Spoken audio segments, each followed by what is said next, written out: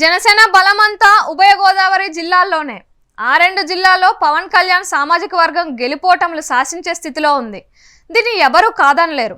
తూర్పు పశ్చిమ గోదావరి జిల్లాల్లో మొత్తం 34 అసెంబ్లీ స్థానాలు ఉన్నాయి. ఏ పార్టీ అయినా అధికారంలోకి రావాలి అంటే ఈ రెండు జిల్లాలే కీలకం. పవన్తో పొత్తు పెట్టుకుంటే ఉభయ గోదావరి జిల్లాల్లో గంపగుత్తుగా సీట్లన్నీ తమ ఖాతాలోనే వేసుకోవచ్చని చంద్రబాబు ఆశించారు. పొత్తు సవ్యంగా జరిగి ఉంటే టీడీపీ జనసేన కూటమి ఆశించినట్లుగా కనీసం 25 సీట్లైనా వారి ఖాతాలో పడేవి.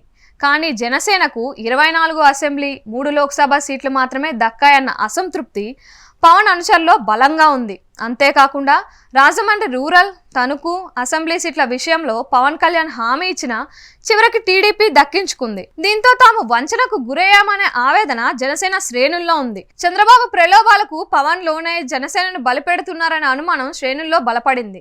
దీంతో ఒక్కొక్కరుగా నాయకులు జనసేనను వీడుతున్నారు. పొత్తు పెట్టుకుంటే కాపుల ఓట్లన్నీ టీడీపీ జనసేన కూటమికే పడతాయనే ఆశలు క్రమంగా గల్లంతవుతున్నాయి.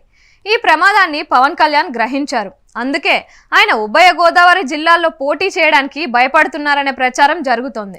మొదట భీమవరంలో పోటీ చేయాలని పవన్ నిర్ణయించుకున్నారు. ఈ మేరకు చంద్రబాబు, లోకేష్ల నుంచి ఆయన అనుమతి కూడా పొందారు.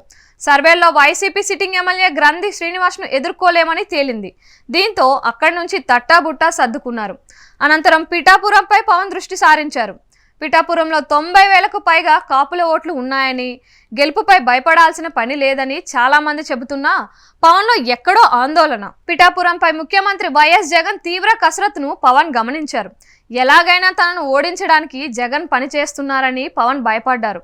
మరీ ముఖ్యంగా టీడీపీ ఇన్ఛార్జ్ వర్మను చివరి నిమిషంలో ఆయన జగన్ పార్టీలోకి తీసుకొని పవన్పై పోటీ చేయిస్తారనే సమాచారాన్ని జనసేనాని అందించారు. ఈ నేపథ్యంలో పవన్ సురక్షితమైన నియోజకవర్గం కోసం వేట మొదలుపెట్టారు. ఇప్పుడు ఆయన దృష్టి తిరుపతిపై పడింది. తిరుపతి నియోజకవర్గంలో మీ మద్దతు ఎవరికి అంటూ కూటమి నుంచి పవన్ కళ్యాణ్, వైసీపీ తరపున భూమాన అభినయ్ అభ్యర్థిత్వాలతో 2 రోజులుగా ఐవీఆర్ సర్వే కాల్స్ ఆ నియోజకవర్గ ఓటర్లకు వెళ్తున్నాయి. దీంతో తిరుపతి ఓటర్లు ఆశ్చర్యానికి గురవుతున్నారు. భీమవరం, పిఠాపురంలలోనే పవన్ కు సానుకూలత లేకపోతే ఇక తిరుపతిలో మాత్రం ఉంటుందని ఎలా అనుకుంటున్నారో వారికే తెలియాలి. కానీ ఒక్కటైతే నిజం, ఇటీవల తాడేపల్లిగూడెం సభలో పవన్ కళ్యాణ్ విపరీత వ్యాఖ్యలు కాపుల్లో కోపం తెప్పించాయి. ఆయనపై ఇష్టం స్థానంలో ఆగ్రహం, అసహనం కలిగించాయి. 24 అసెంబ్లీ సీట్లు తక్కువని బాధపడేది ఆయన సామాజిక వర్గీయులే. సీట్లపై తనకు సలహాలు ఇవ్వద్దని, అలాంటి వాళ్ళు తనకు అవసరం లేదని పవన్ కళ్యాణ్ అనడంపై కాపుల మనసు తీవ్రంగా గాయపడింది.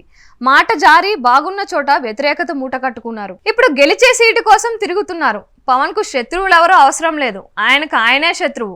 గతంలో పాలకొల్లులో తన అన్న చిరంజీవిని ఓడగొట్టడాన్ని దృష్టిలో పెట్టుకొని ఇప్పుడు తనకు అదే గతి పడుతుందని ఆయన ఆందోళన చెందుతున్నారు.